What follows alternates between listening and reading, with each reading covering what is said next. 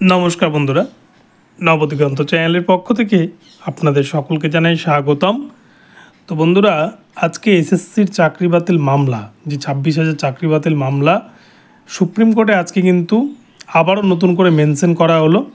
আজকে মামলাটি লিস্টেড ছিল এবং লিস্টেড থাকা সত্ত্বেও আজকে কিন্তু মামলাটিতে সুপ্রিম কোর্টে কিছুক্ষণের জন্য এই মামলা নিয়ে আলোচনা হয় এবং এই মামলা প্রসঙ্গে গুরুত্বপূর্ণ মন্তব্য করেছেন সুপ্রিম কোর্টের chief justice DY Chandrachud sir. ইতিমধ্যেই ওনার কিন্তু অবসরের তার সময় হয়ে এসছে। তো এক্ষেত্রে সুপ্রিম কোর্টের প্রধান বিচারপতি কী গুরুত্বপূর্ণ মন্তব্য করলেন, কবে মামলাটাকে ফিক্সড করে রাখলেন, কবে এই মামলা চূড়ান্ত শুনানি হতে পারে, এই বিষয়ে বিস্তারিত এই ভিডিওতে আলোচনা করতে চলেছি। আপনারা সম্পূর্ণ ভিডিওটি দেখুন। আজকে কিন্তু সুপ্রিম কোর্টের পক্ষ থেকে গুরুত্বপূর্ণ আপডেট পাওয়া গিয়েছে এই বিষয়ে। তো ভিডিওটি আপনাদের জন্য ভীষণ ইনফরমেটিভ হতে চলেছে। তবে তার আগে বলি, যারা প্রথমবার চ্যানেলটি দেখছেন আপনারা অবশ্যই চ্যানেলটিকে সাবস্ক্রাইব করে নেবেন এই ধরনের আপডেট সবার আগে সর্বপ্রথমে পাওয়ার জন্য। তো চলুন তাহলে আমরা বিস্তারিত আপডেটটি এবার দেখে নিই। তো দেখুন বন্ধুরা, এখানে the West Bengal state of West Bengal versus Baisakhi Bhattacharya Chatterjee 18/8/2024 এই মামলাটি কিন্তু আজকে 10/9/2024 তারিখে honourable chief justice DY Chandrachud sir, honourable mister justice JB. Pardiwala এবং অনারেবল মিস্টার জাস্টিস মনোজ মিশ্রার বেঞ্চে 9 নম্বর সিরিয়ালে ছিল, কিন্তু সিরিয়াল নাম্বার 9।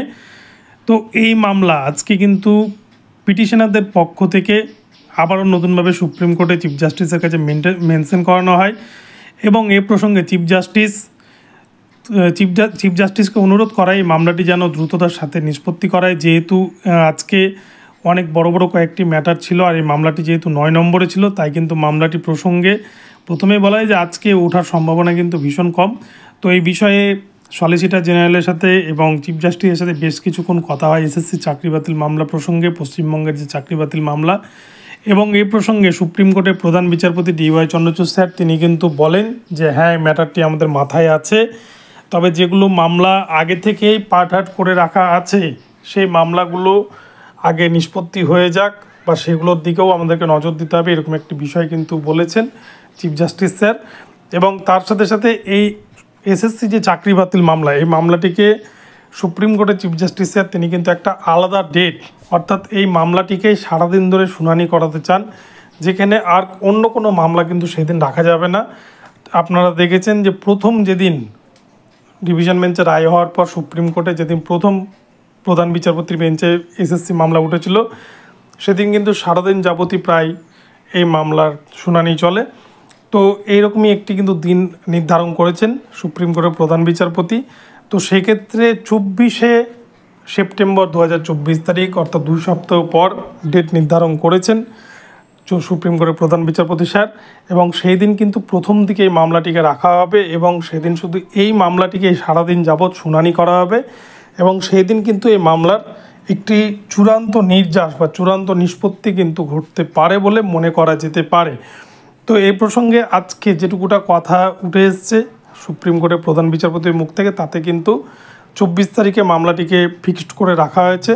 24 তারিখে মামলা উঠছে এবং 24 তারিখে যেভাবে হোক এই মামলার কিন্তু একটা শুনানির দিন নির্ধারিত হয়েছে। তো এর মধ্যেই কিন্তু আবার চিফ জাস্টিস স্যারের রিটায়ারমেন্টের সময় হয়ে যাচ্ছে, নভেম্বর মাসে কিন্তু ওনার রিটায়ারমেন্ট রয়েছে। তবে তার আগে হয়তো উনি এই মামলার চূড়ান্ত নিষ্পত্তি করে দিয়ে যেতে চান বা করবেন কিনা সেটা এখন দেখার। যদিও তিনি একটি সাক্ষাৎকারে জানিয়েছেন যে তিনি কোনো রকম বিতর্কে জড়াতে চান না। তো সেই ক্ষেত্রে কী হবে সেটাই দেখার। 24 তারিখ আশা করা যায় এই মামলায় একটা ভালো দিক উঠে আসতে পারে। তো বন্ধুরা এখন এই পর্যন্ত রইল। ভিডিওটি ভালো লাগলে চ্যানেলটিকে সাবস্ক্রাইব করে দেবেন আর এই ধরনের আপডেট প্রতিনিয়ত পেতে আমার চ্যানেলটিকে ফলো করতে থাকুন। ধন্যবাদ সকলকে, সকলে ভালো থাকবেন, দেখা হবে পরবর্তী ভিডিওতে। ধন্যবাদ।